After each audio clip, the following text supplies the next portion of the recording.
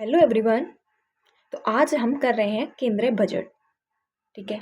और इसमें सिर्फ उन्हीं महत्वपूर्ण पॉइंटों को शामिल किया गया है जो बहुत इंपॉर्टेंट है और एग्जाम में आने के ज़्यादा चांसेस हैं।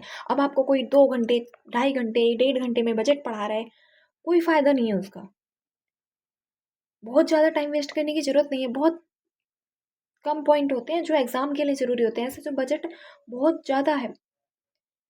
तो आज हम सिर्फ इम्पोर्टेंट पॉइंट बजट की जो हमारे एग्ज़ाम के लिए ज़रूरी हैं, चाहे कोई भी एग्ज़ाम हो, यूपीपीसीएस हो, बीपीएससी हो या फिर लोअर बीसीएस हो या कोई भी वनडे एग्ज़ाम हो। इसे पढ़ने के बाद आपका एक भी क्वेश्चन गलत नहीं होगा बजट का। क्लास को अंत तक जरूर देख लेना। अगर आपने क्लास लास्ट तक देख ली तो आप कह के जाओगे कि इससे बेहतर बजट आपने आज तक नहीं पढ़ा होगा और क्लास में ही सारी चीज़ें याद हो जाएंगी। तो चलिए, जो बजट है हमारा वो है 2026-27 वाला बजट। तो इसको कब और कैसे आया, तो 1 फरवरी 2026 को संडे, रविवार को प्रस्तुत किया गया है। और इससे पहले केवल एक बार रविवार को बजट प्रस्तुत हुआ है और उसके बाद अब हुआ है 2026 का बजट रविवार को प्रस्तुत। तो कब? 1999 में एक बार। ठीक है। वित्त मंत्री निर्मला सीतारमण, सॉरी थोड़ी प्रिंटिंग मिस्टेक हो गई है, वित्त मंत्री निर्मला सीतारमण द्वारा रिकॉर्ड यानी कि 9वीं बार बजट प्रस्तुत किया गया है। और अब तक सर्वाधिक बार तो 10 बार मोरारजी देसाई द्वारा। ठीक है, 10 बार सबसे ज्यादा बार।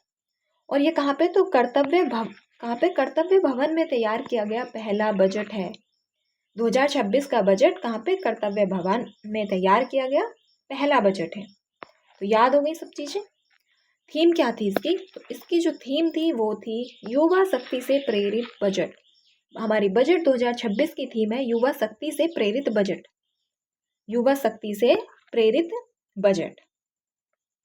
और इसके जो है 3 कर्तव्य बताए गए हैं। 3 चीजों को इसमें बहुत ज्यादा इंपॉर्टेंट बताया गया, वो है सतत आर्थिक विकास। क्या है? सतत आर्थिक विकास, आकांक्षाओं की पूर्ति, सबका साथ सबका विकास।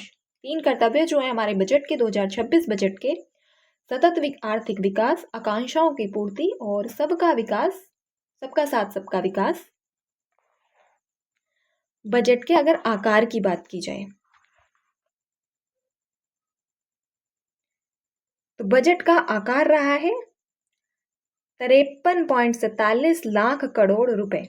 इतना ही आपको याद रखना है, पूरी एक एक पॉइंट को याद नहीं करना है, कोई आवश्यकता नहीं है।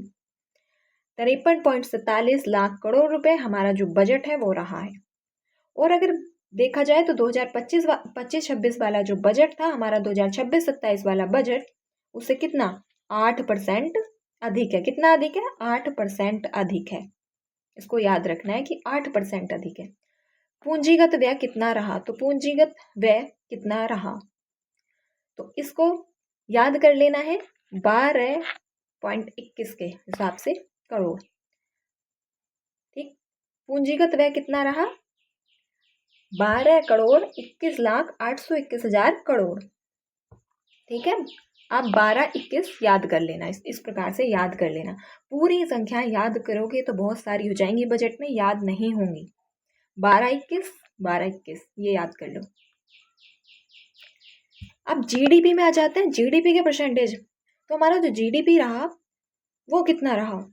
तो राजकोषीय घाटा, जीडी घाटे का प्रकार, तो राजकोषीय घाटा कितना रहा हमारा? हमारा राजकोषीय घाटा जो 2026-27 का अनुमान है वो रहा 4.3%। कितना? 4.3%। जबकि 2025-26 में ये 4.4% रहा और 2024-25 में 4.8% रहा और 2026-27 का 4. राजस्व घाटा, तो राजस्व घाटा 1.5% रहा। राजस्व घाटा कितना रहा है? तो 1.5%। जबकि राजकोषीय घाटा 4.3%। यहीं पे याद करके जाना है आपको क्लास में। और उसके बाद पीडीएफ आपको टेलीग्राम पर मिल जाएगी, एक बार पीडीएफ से रिवीजन कर लेना। तो राजस्व घाटा 1.5% रहा, जबकि 2025-26 में 1.5% रहा और 24-25 में 1.7% रहा। एक बार इन्हें भी देख लेना। प्रभावी राजस्व घाटा, तो प्रभावी राजस्व घाटा 0.3%, प्रभावी राजस्व घाटा 0.3% रहा, जबकि 2025-26 में ये 0.6% रहा और 24-25 में 9% रहा है, 0.9% रहा, 0.9%। प्राथमिक घाटे की बात की जाए तो प्राथमिक घाटा 2026-27 में 0.7% रहा, 25-26 में 0.8% रहा और 1.4% रहा है 2024-25 में। तो हमारा राजकोषीय घाटा कितना रहा? 4.3%, राजस्व घाटा 1.5%, प्रभावी राजस्व घाटा 0.3% और प्राथमिक घाटा 0.7%। तो याद हो गया। अब देखते हैं ये बहुत इंपॉर्टेंट है, यहाँ से क्वेश्चन बनते हैं, तो इसे अच्छे से याद कर लेना। रुपया कहाँ से आता है? तो क्या याद करना है आपको? इनकी क्रोनोलॉजी। तो उधार व अन्य देता है सबसे ज़्यादा 24 पैसा, तो ये याद नहीं करना है 18 पैसा, 21 पैसा, 24 पैसा। यहाँ पे याद क्या करना है? उधार व अन्य देता है पहले नंबर पर है, फिर आयकर है, निगम कर है, फिर जीएसटी व अन्य कर हैं और गैर कर राजस्व, फिर केंद्रीय उत्पाद शुल्क और सीमा शुल्क और गैर ऋण कैपिटल प्राप्ति। ठीक, ये है क्रम। तो अब आपको इसका क्या याद करना है? कहाँ से आता है रुपया, कहाँ से आता है, कितना कहाँ से आ रहा है, तो इसके लिए आपको क्रम याद करना है। ठीक, तो क्रम याद करने के लिए है ट्रिक। उधार आया, निगम जी गए, उधर सीमा की गली। तो उधार आया, उधार आया मतलब उधार, उधार से पहले नंबर पर उधार, आयकर, आया से आयकर, निगम कर, निगम, जी से जीएसटी, गैर कर राजस्व गए, केंद्रीय उत्पाद शुल्क, उत्पाद उधर से केंद्रीय उत्पाद शुल्क, सीमा से सीमा और गली गैर ऋण कैपिटल प्राप्ति। इस प्रकार से आपको इसको याद कर लेना है, ये है ट्रिक। तो ट्रिक से ही याद करना, वैसे याद नहीं कर पाओगे और यहाँ से क्वेश्चन क्रोनोलॉजी में पूछ लिया जाता है। तो उधार आया, निगम जी गए, उधार, उधर सीमा की गली। अब अगला आता है रुपया कहाँ जाता है। तो रुपया जाता कहाँ है? राज्यों में करों का हिस्सा पहले स्थान पर है, राज्यों में करों का हिस्सा, ब्याज भुगतान, केंद्रीय क्षेत्र की योजनाएं। क्या है? केंद्रीय क्षेत्र की योजनाएं, रक्षा, केंद्रीय प्रत्यायोजित योजनाएं, वित्त आयोग व अन्य अंतर, वित्त आयोग व अन्य अंतर, अन्य व प्रमुख सब्सिडी और सिविल पेंशन। तो इसको भी क्रोनोलॉजी में ही याद करने के लिए ट्रिक का यूज करना है, बिना ट्रिक के याद नहीं हो पाएगा। तो राजा ब्याज के लिए रक्षा के वक्त अच्छे से सिविल बना। तो कैसे याद करना है? राज्यों में करों का हिस्सा यानी कि राजा राज्यों में करों का हिस्सा, ब्याज भुगतान ब्याज हो गया, के केंद्रीय क्षेत्र की योजनाएं हो गई के लिए, फिर आता है रक्षा, तो रक्षा के वक्त अच्छे से, रक्षा के, तो केंद्र प्रायोजित योजनाएं हो गई, के से, वक्त से वित्त हो गया, वित्त आयोग व अन्य अंतर, अन्य व, तो अन्य अच्छे से अन्य हो गया, प्रमुख सब्सिडी, प्रमुख सब्सिडी और फिर सिविल पेंशन। क्या याद करना है? राजा ब्याज के लिए रक्षा के वक्त अच्छे से सिविल बना, राज्यों में करों का हिस्सा, फिर ब्याज भुगतान, केंद्रीय क्षेत्र की योजनाएं, रक्षा, केंद्र प्रायोजित योजनाएं और फिर वित्त आयोग व अन्य अंतरण, अन्य व्यय और प्रमुख सब्सिडी व सिविल पेंशन। अब प्रमुख मदों में व्यय एवं सब्सिडी। तो प्रमुख मदों में व्यय एवं सब्सिडी कितनी है? तो प्रमुख मदों में जो व्यय एवं सब्सिडी है वो कितनी रही? तो इन संख्याओं को आपको वैसे ज़्यादा याद करने की जरूरत नहीं, इनके शुरू के पॉइंट को याद कर लो।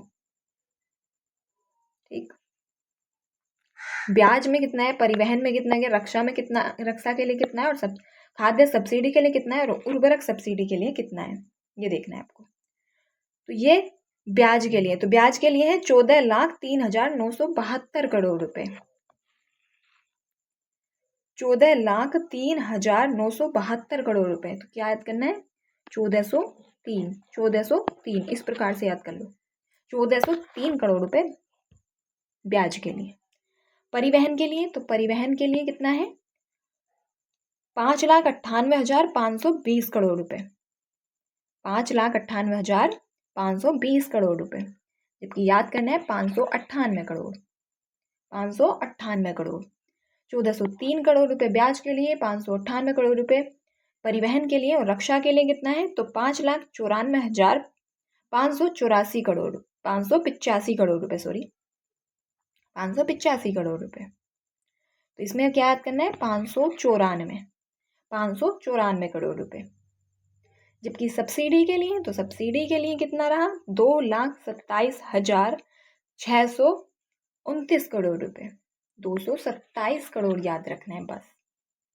उर्वरक सब्सिडी के लिए 1,70,721 रुपए, 81 रुपए, 781 रुपए, 170 करोड़ रुपए आपको ये याद करने हैं, 170 करोड़ रुपए। बजट में कुछ प्रमुख घोषणाएं की गई हैं। तो बायोफार्मा शक्ति मिशन, बायोफार्मा शक्ति मिशन भारत को बायोफार्मा निर्माण में वैश्विक केंद्र बनाने हेतु 5 वर्षों में कितने, तो 10,000 करोड़ का परिव्यय दिया गया है। कितना, 10,000 करोड़ रुपए दिए गए हैं 5 वर्षों के लिए। ठीक, भारत को बायोफार्मा निर्माण में वैश्विक केंद्र बनाने हेतु 5 वर्षों में 10 करोड़ रुपए दिए गए बायोफार्मा शक्ति मिशन के लिए। चैंपियन एमएसएमई, तो इसके लिए 10,000 करोड़ का समर्थित एसएमई ग्रोथ फंड लॉन्च किया गया। कितना, ये याद रखना है, 10,000 करोड़ का, कितना, 10,000 करोड़ का एमएसएमई ग्रोथ फंड लॉन्च किया गया है। हाई स्पीड रेल कॉरिडोर, तो 7 हाई स्पीड रेल कॉरिडोर बनाए जाएंगे। कितने, 7। तो किस किस के मध्य बनाए जाएंगे, मुंबई से पुणे एक बनेगा, मुंबई से पुणे, पुणे से हैदराबाद, हैदराबाद से बेंगलुरु, और हैदराबाद से बेंगलुरु, हैदराबाद से चेन्नई, चेन्नई से बेंगलुरु, दिल्ली से वाराणसी, और वाराणसी से सिलीगुड़ी। 2 से 3 बार इसको अच्छे से देख लेना, 2-3 बार रिवाइज कर लेना, पक्का हो जाएगा, क्वेश्चन आएगा तो हो जाएगा, इतना हो जाएगा। तो ये 7 हाई स्पीड रेल कॉरिडोर हैं। बजट से संबंधित कुछ योजनाएं भी हैं, प्रमुख घोषणाएं जो की गई हैं। तो एक भारत विस्तार, क्या है, भारत विस्तार कृषि में क्रांति हेतु एक उपकरण है, ये कृषि के लिए, ये कृषि के क्षेत्र में है। भारत विस्तार, भारत विस्तार, भारत विस्तार, तो इस विस्तार का जो पूरा नाम है वो क्या है, virtual integrated system to access agricultural resources, जो एक बहुआयामी एआई प्लेटफॉर्म है, कृषि से संबंधित एक बहुआयामी एआई प्लेटफॉर्म है भारत विस्तार। भारत विस्तार क्या है, तो भारत विस्तार कृषि से संबंधित एक एआई प्लेटफॉर्म है।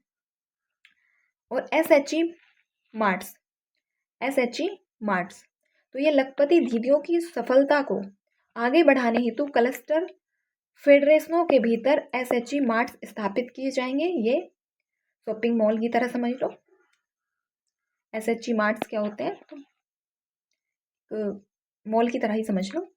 लखपति दीदियों की सफलता को आगे बढ़ाने हेतु क्लस्टर फेडरेशनों के भीतर एसएचई मार्ट्स स्थापित किए जाएंगे। क्या किए जाएंगे, एसएचई मार्ट्स स्थापित किए जाएंगे। अब बजट से संबंधित कुछ और भी घोषणाएं हैं। तो पूर्वोत्तर क्षेत्र में बौद्ध सर्किट, तो बौद्ध सर्किट कहाँ पे बनेगा, ये इंपोर्टेंट है, बौद्ध सर्किट पूर्वोत्तर क्षेत्र में बने, बौद्ध सर्किट। पश्चिम बंगाल के दुर्गापुर में पूर्वी तट पर औद्योगिक गलियारा बनाया जा रहा है, औद्योगिक गलियारा बनाया जाएगा दुर्गापुर के पूर्वी तट पर, और दुर्गापुर पश्चिम बंगाल में है। 5 पूर्वोदय राज्यों में 5 पर्यटन स्थलों के निर्माण का प्रस्ताव है, पूर्वोदय राज्यों में, तो पूर्वोत्तर वाले राज्य जो है वहां पे 5 पर्यटन स्थलों के निर्माण का प्रस्ताव है। टैक्स स्लैब, इसमें कोई बदलाव नहीं किया गया। टैक्स स्लैब में क्या है, कोई बदलाव नहीं किया गया है टैक्स स्लैब में। नेशनल इंस्टीट्यूट ऑफ डिजाइन, तो नेशनल इंस्टीट्यूट ऑफ डिजाइन पूरे भारत के 8 NID स्थापित किए जाएंगे, यानी कि 8 नेशनल इंस्टीट्यूट ऑफ डिजाइन स्थापित किए जाएंगे पूर्वी भारत। कहाँ पे, तो पूर्वी भारत में। कहाँ पे, तो पूर्वी भारत में नेशनल इंस्टीट्यूट ऑफ डिजाइन पूर्वी भारत में 8 स्थापित किए जाएंगे। राष्ट्रीय आतिथ्य संस्थान, आतिथ्य संस्थान उत्तर प्रदेश में NCHM राष्ट्रीय आतिथ्य संस्थान नोएडा को, कहाँ को, तो नोएडा को राष्ट्रीय आतिथ्य संस्थान के रूप में उन्नयन और स्थापना की घोषणा की गई है। किसके, नोएडा, तो कहाँ पे, Noida. Global big cat summit, तो ग्लोबल बिग कैट समिट इसका जो आयोजन है वो कहाँ पे, तो नई दिल्ली में किया गया है। ग्लोबल बिग कैट समिट का जो आयोजन है वो नई दिल्ली में किया गया है, ग्लोबल बिग कैट का आयोजन। तो इस प्रकार से हमने कंप्लीट केंद्रीय बजट